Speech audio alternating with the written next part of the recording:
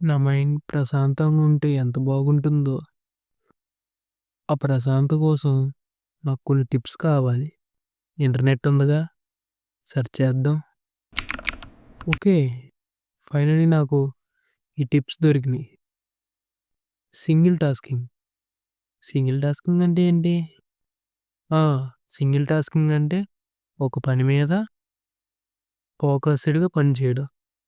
హ్మ్. మరి ఇంకోటేంటిది?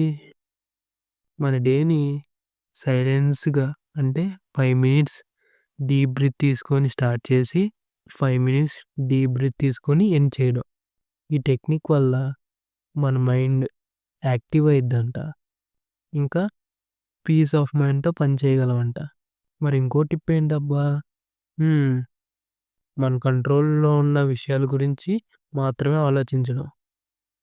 మన కంట్రోల్‌లో ఉన్న విషయాల గురించి ఆలోచిస్తే మనకి ఏ టెన్షను ఉండదు. ఏ దిగులు ఉండదు. దానివల్ల మనకు ప్రశాంతంగా ఉంటుంది. మన కంట్రోల్‌లో లేని విషయాల గురించి ఆలోచిస్తే మనకు టెన్షనొస్తుంది. మన ప్రశాంతత కూడా కోల్పోతాం. ఈ టిప్స్ నాకు బానే ఉపయోగపడతాయి.